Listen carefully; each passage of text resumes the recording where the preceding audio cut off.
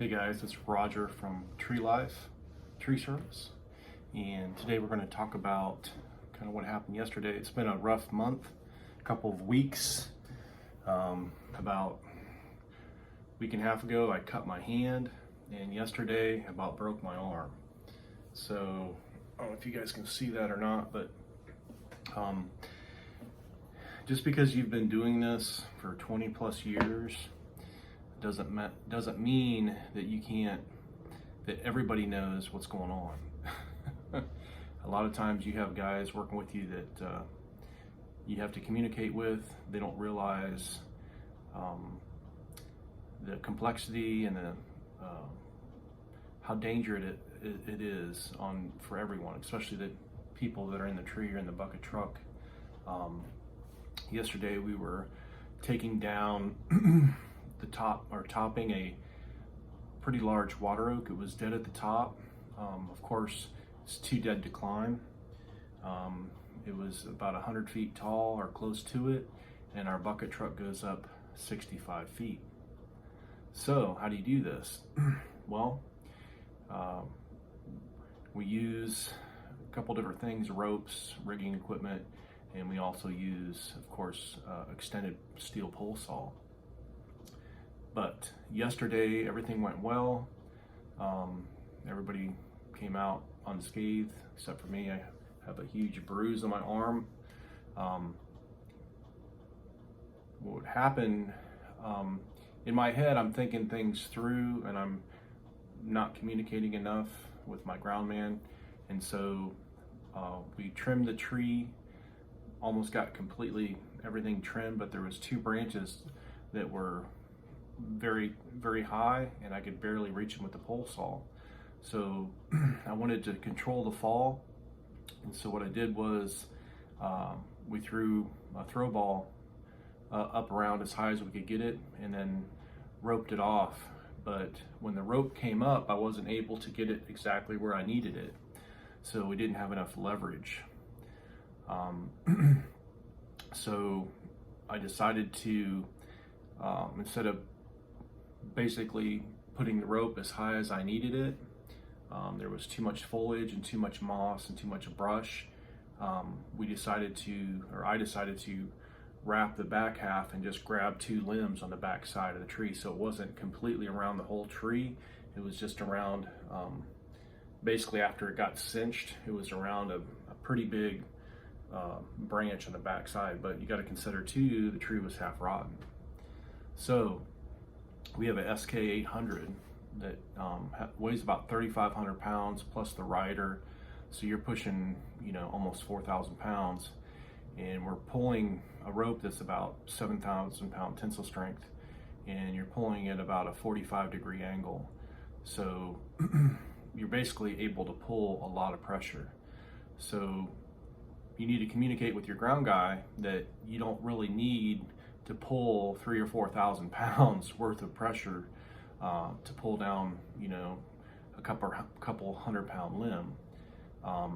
The problem was when we first made our first cut, I wasn't able to go all the way through the back side, so the branch didn't want to break off. So we tried to put some pressure on it and snap it. Well, that didn't work. It was too strong. We weren't able to snap it. I wasn't able to get an adequate cut. So we had a different approach, and we went down a little bit lower and tried to do the same thing.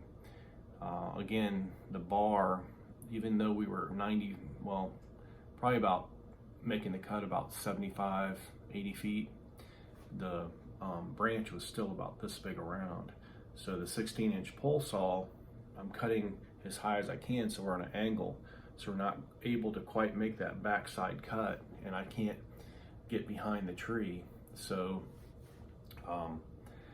we were pulling way too hard, and what had happened, the rope was reached around the backside of the tree on this branch, and it was kind of twisting it. Well, we pulled hard enough to where it snapped that branch off. And when you pull on a rope at that force, it actually stretches the rope, and you get like a rubber band effect. So when it broke, everything went everywhere, and even though I was behind the tree and I was away from it when he was pulling, it shot about 20 feet and came down and hit my arm and hit it against the top of the bucket that I was in, and it felt like it almost broke my arm. But luckily, I was freed up and it kind of just bounced, and it kind of deflected. If it would have hit directly, it would have probably broke my arm, but since it hit at an angle and bounced off, it just bruised me up pretty bad. I got a bruise here and on the top side. I've never broken a bone, so I don't know if maybe if I was more fragile, it might have snapped or fractured something. But the reason I say this is because I need to keep better communication with the ground guys, and that's where like a pair of headphones or something, or some type of communication devices we don't have at the moment, would have been a lot better, because I could have said, hey, don't put as much pressure on this. We just need to basically put enough pressure, basically just to, direct it in, about 20 degrees in the other direction, and should have been about a couple 100 pounds of pressure instead of a couple thousand.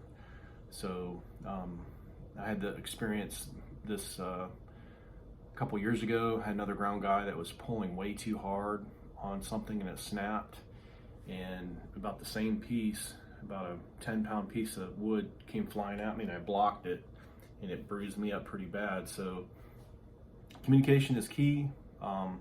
Even though you've been doing this forever, not everybody has. Keep really good communication and give your chance to get out of the way. Always wear protective equipment. Luckily I had a helmet on, safety glasses. I had a vest on. I had basically just a shirt and a vest, but you never know. In this business, that's why it's one of the most dangerous jobs in the world. Always be prepared for the unexpected, because if that would have hit me in the face or neck or something, I might not have been here today. So anyway, just telling you guys out there, always be safe, always be careful. The most important thing is keep good communication. And every time you change positions or you have a different tactic, share that with your guys, because a lot of times they don't know what's going on. All they know is to pull as hard as they can, and a lot of times that's not necessary. A lot of times you just need to pull even by hand. You don't even need a machine, just to basically direct that piece of wood. Sometimes 10 or 20 pounds, that's all it takes. So just make sure you're using the right amount of pressure and you're not over pulling, because it could be very dangerous. Anyway, I just want to share that with you guys. Just because you've been doing this a long time, don't get complacent.